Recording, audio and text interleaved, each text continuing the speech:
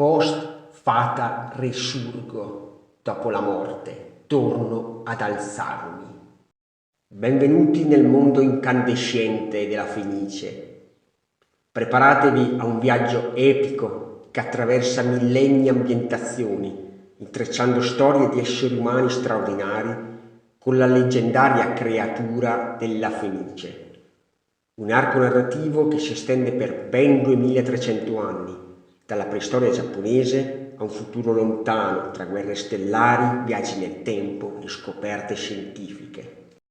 La Fenice è considerata un'opera fondamentale nella storia del manga e ha avuto un'influenza profonda su generazioni di autori e lettori. La sua eredità è ancora viva oggi e continua a ispirare nuove opere e riflessioni.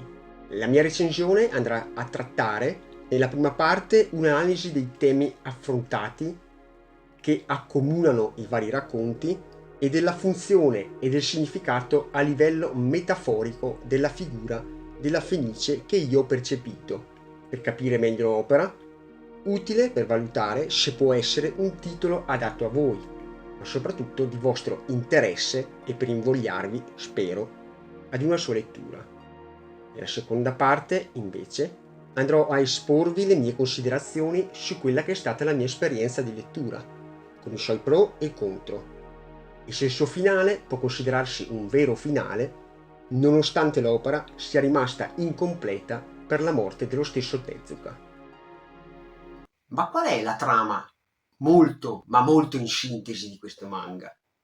La Fenice è un'opera monumentale che spazia attraverso generi e ambientazioni diverse, legate tra loro da un filo conduttore, la reincarnazione di un'anima immortale che attraversa le ere, accompagnando l'evoluzione dell'umanità.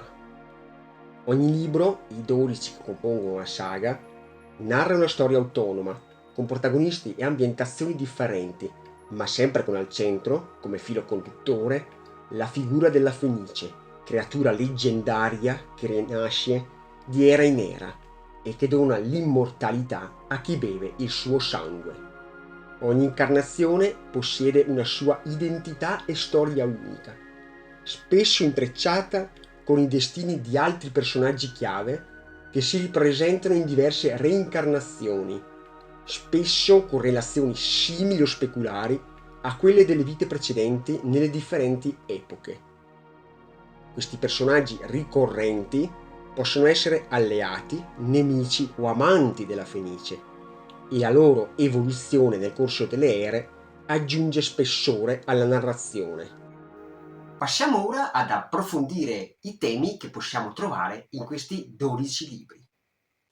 Innanzitutto non c'è dubbio che uno dei temi portanti riguardi la reincarnazione ed il ciclo vitale, con un cast di personaggi corale che si reincarna in diverse epoche e culture nel corso della storia umana. Attraverso queste vite esplora i temi della nascita, della morte, del karma e del destino. Inevitabile quindi anche l'esplorazione della natura, della vita e della morte in tutta l'opera. Tezuka ci mostra come la vita sia preziosa e fragile e come la morte sia parte inevitabile dell'esistenza. Tuttavia sottolinea che la morte non è la fine e che lo spirito continua a vivere in un'altra vita. Altri argomenti presenti sono l'amore e la compassione. Tezuka mostra come l'amore possa superare l'odio e la paura e come la compassione sia essenziale per creare un mondo migliore. Esplorati anche gli orrori della guerra e il valore della pace. Ci mostra come un conflitto sia distruttivo e porti solo sofferenza. Contrappone la guerra alla pace, che è mostrata come uno stato ideale in cui tutti possono vivere insieme in armonia. Nonostante i molti temi oscuri esplorati in La Fenice, c'è anche un messaggio di speranza e di riscatto. Tezuka mostra che anche nei momenti più bui c'è sempre la speranza per un futuro migliore. Mostra anche come le persone possono riscattarsi dai loro errori e diventare persone migliori. Toccati anche il rapporto tra esseri umani e natura il potere della scienza e della tecnologia, il futuro dell'umanità, il ruolo della religione e della spiritualità, nonché della politica. E proprio su questi ultimi due punti mi vedo costretto a soffermarmi maggiormente. Perché se è vero che la Fenice, nella sua forma di essere immortale, la troviamo praticamente sempre, è anche ricorrente la religione che ha dei ruoli ben precisi. Tezuka ci mostra innanzitutto come le credenze religiose possano essere usate per scopi sia positivi che negativi e invita il lettore a interrogarsi sul loro vero significato e valore. Nel manga la religione gioca un ruolo complesso e sfaccettato, intrecciandosi indissolubilmente con tematiche filosofiche, storiche e sociali. Tezuka critica aspramente la strumentalizzazione delle religioni, riferendosi in particolare all'utilizzo del buddismo come religione di Stato, soprattutto durante il periodo Yamato. Mostra come i monaci si siano allontanati dai veri insegnamenti del Buddha, cedendo alle tentazioni del potere e del materialismo. Nonostante la critica, il buddismo rimane una fonte di ispirazione per molti personaggi, offrendo loro una guida nella ricerca del senso della vita e del superamento della sofferenza. La figura del Buddha, pur non direttamente presente, aleggia sull'intera opera come faro di saggezza e compassione.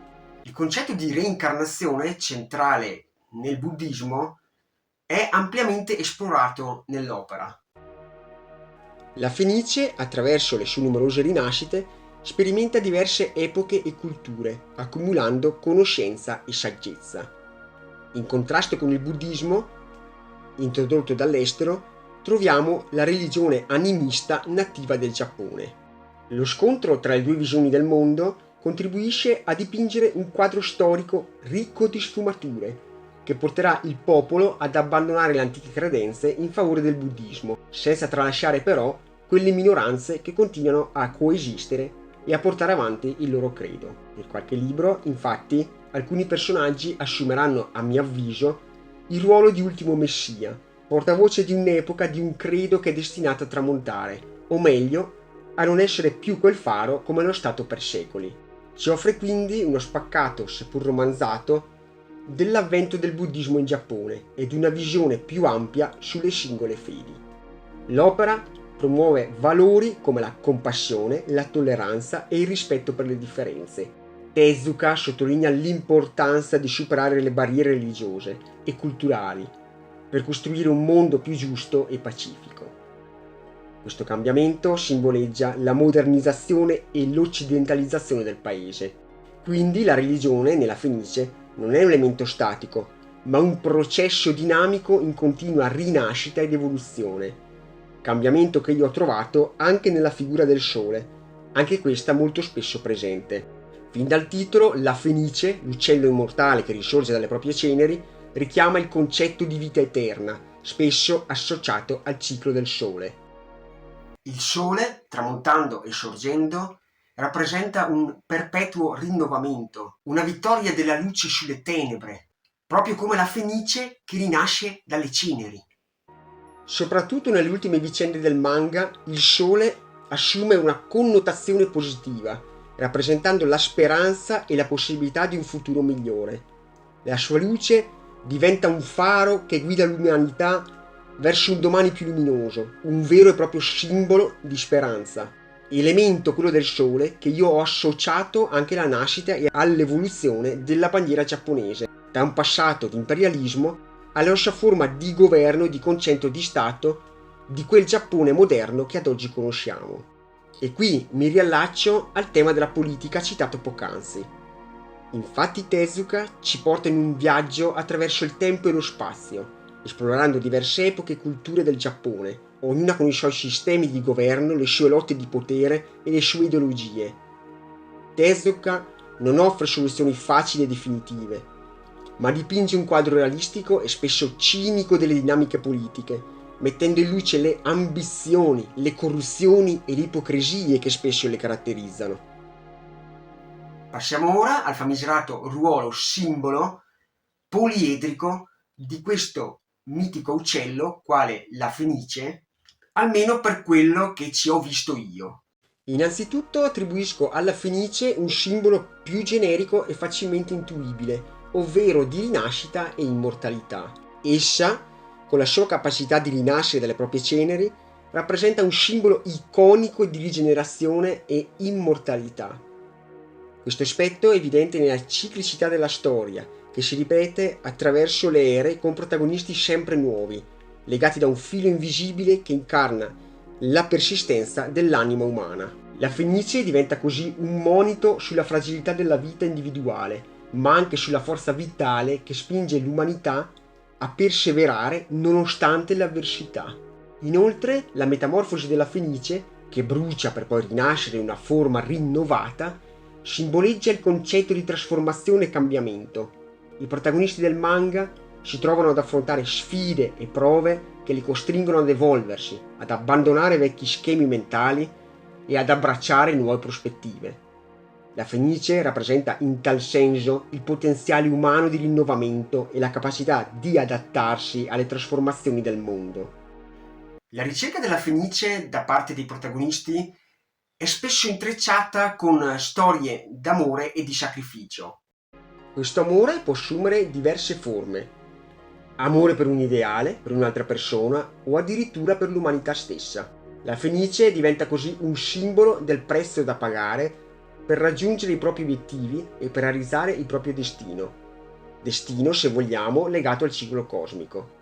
La Fenice, legata al mito della creazione e della distruzione, simboleggia il ciclo cosmico che regola l'universo.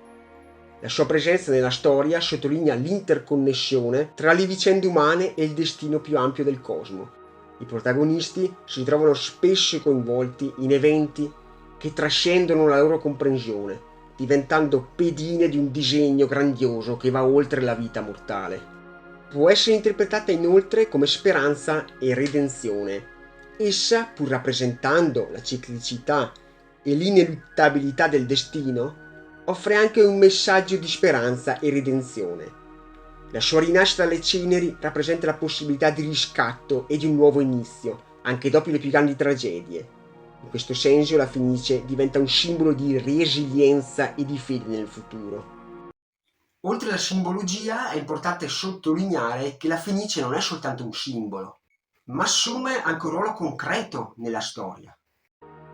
La sua presenza influenza le vicende dei protagonisti e guida il loro cammino. In alcuni casi la Fenice diventa addirittura un personaggio a tutti gli effetti, interagendo con gli umani, offrendo loro consigli e indicazioni. La scelta di far assumere in più di un'occasione un ruolo spesso passivo alla Fenice potrebbe sottolineare l'idea che questi processi evolutivi o involutivi non avvengono per intervento diretto di un'entità esterna, ma piuttosto come conseguenza naturale di eventi e scelte compiute dai protagonisti.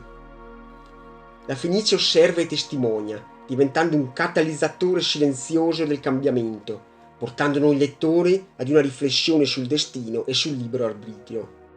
L'uccello rappresenta un potere immenso, la capacità di donare l'immortalità, eppure non interferisce con le scelte dei personaggi, lasciandoli liberi di forgiare il proprio destino. Questo aspetto sottolinea l'idea che la vera forza non risiede in un potere esterno, ma nella capacità individuale di affrontare le sfide e di evolversi.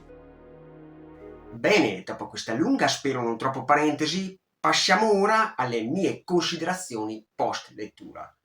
Ma prima, mi raccomando, se siete arrivati fin qua, un bel iscrizione, un bel like e commentino per supportare il mio canale. Innanzitutto non riesco ai giorni nostri a considerare la Fenice un capolavoro assoluto, in quanto in molte sue parti è figlio dei suoi tempi e la narrazione lo dimostra. Mi spiego meglio. Se all'epoca negli anni 70-80 ha fatto in molti casi da apripista a tutto ciò che è venuto dopo, ha ispirato molte successive idee nei manga e nei fumetti in generale, ora non mi sento di dire che la trama sia fresca ed originale.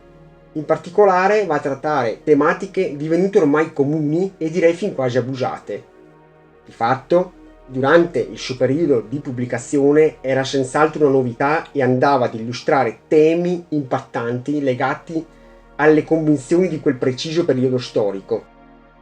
Per questo la Fenice va prima di tutto contestualizzata e calata nell'atmosfera di quel preciso periodo storico, nonché spazio temporale che a dirla tutta è durato anche anni. Nonostante ciò, proprio perché si va a esporre tematiche universali, nel suo insieme è un'opera intramontabile. Tezuka ha una capacità unica di saper tenerti incollato alle pagine e la storia nel suo insieme risulta sempre gradevole, sia per il tipo di scrittura, ma anche per la composizione delle tavole, decisamente sperimentale e avanguardista per il periodo. Certo, lo stile di disegno è quello di Tezuka, molto disneyano, soprattutto nella prima parte, e deve piacere, ma nel corso dei 12 volumi vediamo una sua evoluzione e alcune tavole sono davvero molto dettagliate. Quindi non è che Tezuka non sapesse disegnare, ma semplicemente era talmente oberato di lavoro e di progetti che dovete trovare, a mio avviso, un sistema rapido per disegnare, trovando il suo stile, talvolta abbozzato e semplice, che noi tutti oggi conosciamo. Sicuramente geniale è il modo con cui Tezuka fa muovere e ritornare i personaggi all'interno delle varie ere, con collegamenti ben fatti, anche se a volte un po' forzati. In fin dei conti stiamo parlando di soluzioni narrative romanzate, non di un saggio storico o filosofico. Per quanto riguarda i racconti, sono tutti scorrevoli, si fanno leggere tranquillamente nonostante alcuni volumi siano molto corposi come numero di pagine. Anche qui però devo evidenziare una nota negativa.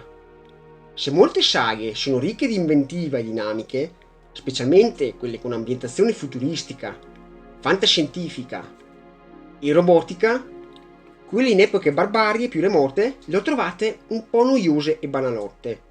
Questo perché Tezuka ci descrive un'ambientazione più realistica e statica, condizionata da uno stile di vita semplice che si basava sostanzialmente sul settore economico primario.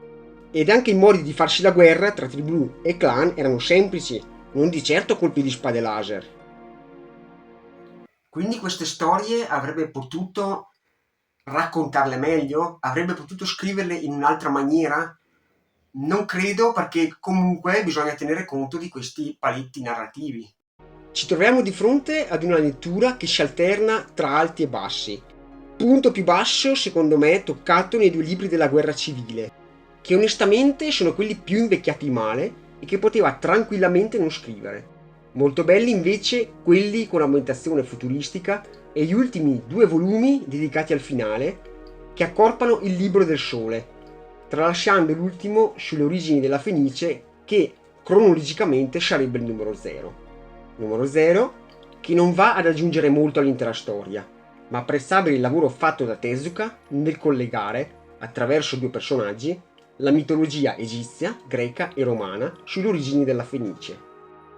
Per quanto riguarda il finale, devo dire che l'ho trovato epico. Forse proprio nei due libri del Sole Tezuka raggiunge il suo picco massimo narrativo. L'ho trovato molto soddisfacente e abbastanza chiuso.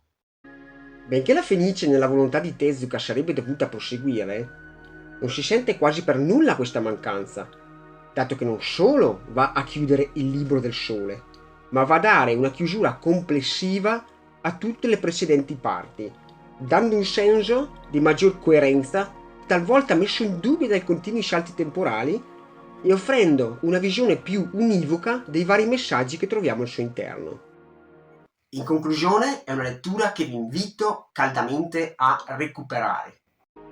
Siate consapevoli del fatto che, seppur sia una lettura narrativamente facile da seguire, se si prende singolarmente ogni libro, potrebbe risultare più impegnativa se presa nella sua interezza, visto il ritornare di personaggi incontrati magari qualche libro precedente. Certamente, letta nel suo insieme, è molto più apprezzabile che leggersi qualche volume qua e là. A caso, per carità, si può pure fare, visto che ogni libro è autoconclusivo. Non aspettatevi molta comicità, se non in piccole dosi, visto che per l'impronta della storia è seria e riflessiva. Non vi posso dire nemmeno di partire a bomba dalla Fenice per scoprire questo autore. Di certo, qui troverete la fusione di tutti i temi più cari a Tezuka sparpagliati qua e là nelle sue numerosissime opere nel corso degli anni. Ci si deve avvicinare per gradi, ma non fatevi cogliere da pregiudizi vari dovuti ai numerosi anni alle spalle, credendo che questa storia non sia più all'altezza dei manga moderni.